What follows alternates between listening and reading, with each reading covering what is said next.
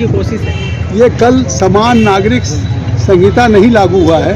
मैं धन्यवाद दूंगा भारत के यशस्वी प्रधानमंत्री नरेंद्र मोदी जी को कि कल देश में जो अभी तक विपक्ष तुष्टीकरण की राजनीति करता था, कल ये लागू होने से एक तरह से तुष्टीकरण का पटाक्षेप हुआ। और ये केवल पहला नहीं है जिसका विरोध कर रहे हैं। आखिर अस्थायी रूप से भारत माता के माथे पर लगा हुआ कलंक जो 370 हमारा आर्टिकल और 35A, वो उसके कारण हम भारत के पार्लियामेंट के बनाए हुए कानून को जम्मू कश्मीर में लागू कर सकते थे।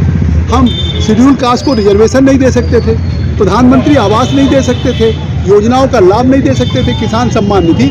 तो चाहे आर्टिकल 370, 35A का समाप्ति हो, आज जम्मू कश्मीर भारत का अभिन्न अंग बना है। पूरे देश ने स्वागत किया। लोग कहते थे खून की नदियाँ बह जाएगी महबूबा मुफ्ती जैसी, और आज वहाँ पे पूरी दुनिया से पर्यटक आ रहे हैं और 5 गुना पर्यटक बढ़े हैं।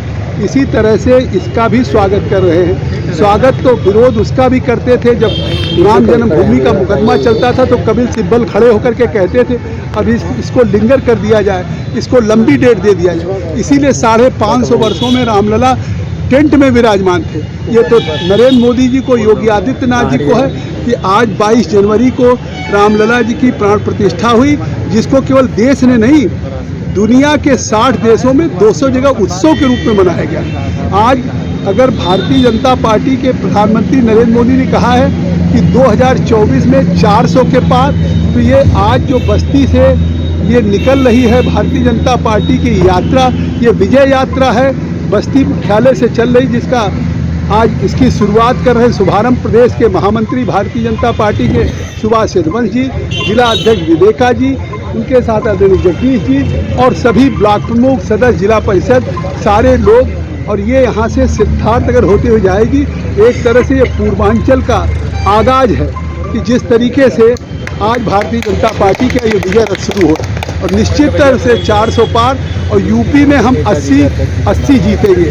इस बार निश्चित तौर से विपक्ष का खाता भी नहीं खुलेगा।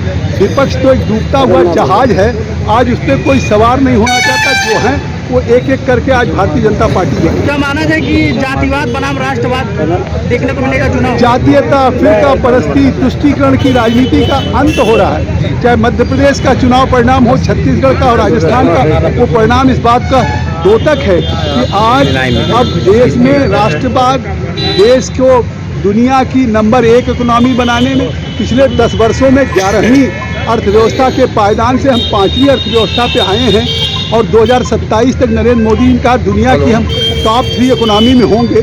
तो ये चुनाव सुशासन का है, टॉप 3 इकोनॉमी बनाने का है, केंद्र की बुनियादी सुविधाओं को लागू करने का। सुशासन की बात करते हैं, बेरोजगारी के मुद्दे पे क्यों सरकार फेल हो गई? कोई फेल नहीं है। 2 करोड़ नौकरियां कहा था सरकार ने, और उससे ज़्यादा हम दे रहे हैं। जिस तरीके से स्टार्टअप में दे रहे हैं, जिस तरीके से हम लोगों को, आपने कल देखा होगा स्वयं सहायता समूह में जिस तरह से देश की महिलाएं काम कर रही हैं, खुद अपना प्लांट लगा रही, पुष्टाहार पोषण की फैक्ट्री लगा रही हैं। आज वो तमाम कॉटेज इंडस्ट्री बना रही हैं, तो भी सर्विस प्रधानमंत्री जी ने जहाँ जॉब क्रिएट किया है, आत्मनिर्भर बना रहे हैं ना, आत्मनिर्भर बना रहे हैं और जॉब प्रोवाइडर बना रहे हैं। सरकारी नौकरी मतलब नहीं मिलेगी? क्यों नहीं मिलेगी? सरकारी नौकरियां नहीं मिल रही, ईमानदारी से मिल रही।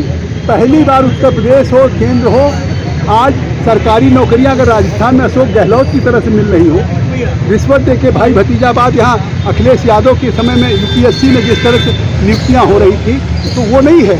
आज जो भी भर्ती, सिपाही से लेके डिप्टी कलेक्टर तक, वो पूर्णतः ट्रांसपेरेंट ईमानदारी। 7 साल में जो टाइमिंग है, टाइमिंग पे सवाल उठा रहा है, और ये क्या मुसलमानों को डराने की साजिश है? क्योंकि दिल्ली में जिस तरीके से सारी योजनाओं में हम सबको लाभ दे रहे हैं, सबका साथ, सबका विकास, सबका